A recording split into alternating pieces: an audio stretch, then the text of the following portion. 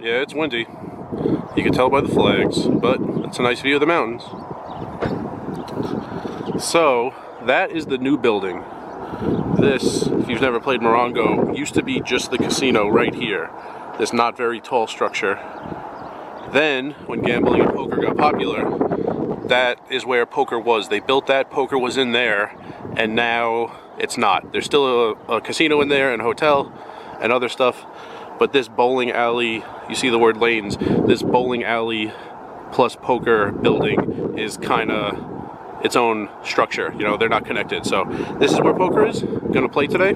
I did make up some ground yesterday, but Herbs and Rye is winning, and I'll see if I can get you some shots of the inside. I was here last year, link at the top of the screen. I wasn't just teasing you guys. The big shout out is to Ashton Griffin. We were playing when my friend from Kansas was in town during March Madness. We were all playing at a 1-2 Westgate table. Actually didn't recognize him, and he introduced himself as Ashton. Didn't think much of it. Towards the end of the night, he said his last name, and then it hit me who he was. So I don't think he's watching the videos, but someone brought up the channel, so he's aware of it. And shout out to Ashton Griffin. It's only 1:57. You see I'm wearing this white shirt, this painter shirt, because Herbs and Rye had some work to do, video about the work we did earlier in the future. But we're here at Morongo early on a Tuesday. We're like 5th and 6th on the list. There's only 2 games going, so it might take a while for us to get on the list. But this is kind of a casino. You know, there's a bowling alley, some slot machines, poker, and I might get to show you a little bit of the area.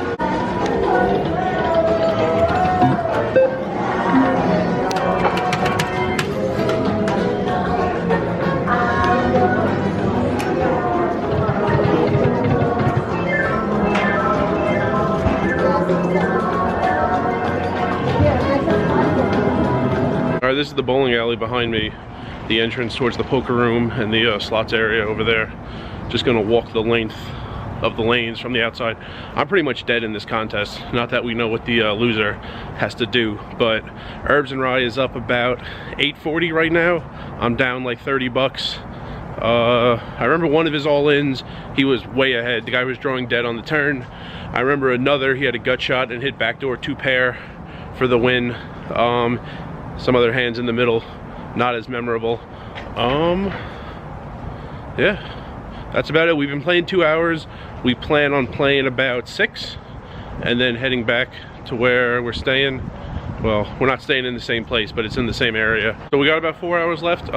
Yeah, started early, started at 2:36, so I had to wait about 40 minutes for a new game to open. I mean, it's early afternoon on a Tuesday, and for like the first 20 minutes or so, the table was a little slow, and it's amazing.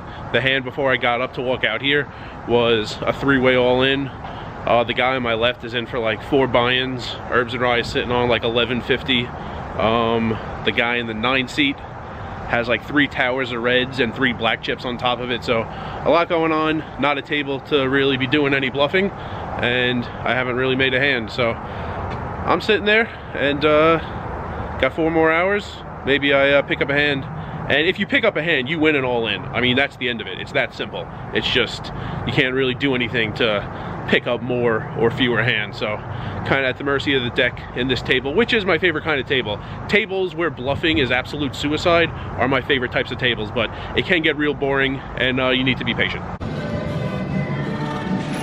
These are pretty good prices for a casino. Even on the monorail platform, they're more expensive than this.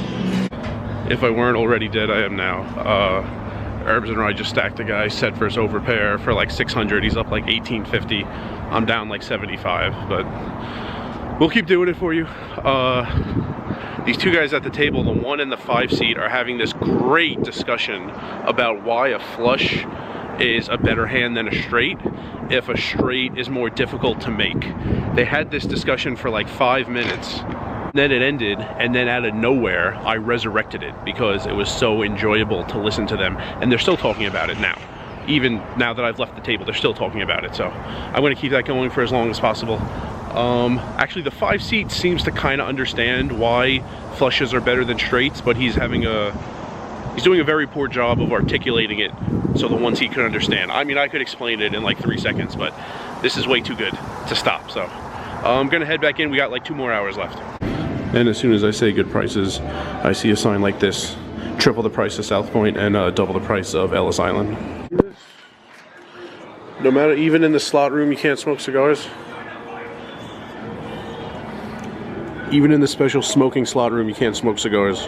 That's discriminatory. And I'm pretty sure I said that in last year's video here, because whenever I see a sign like that, that's what I say. All right, leaving a dinner at whatever that says. I'm kind of reading it backwards. BJ's Restaurant Brew House. And give me 1 second to focus this. I lost 133. Didn't really make a hand, and like I said during one of the breaks, it was not really a table to be bluffing at any point.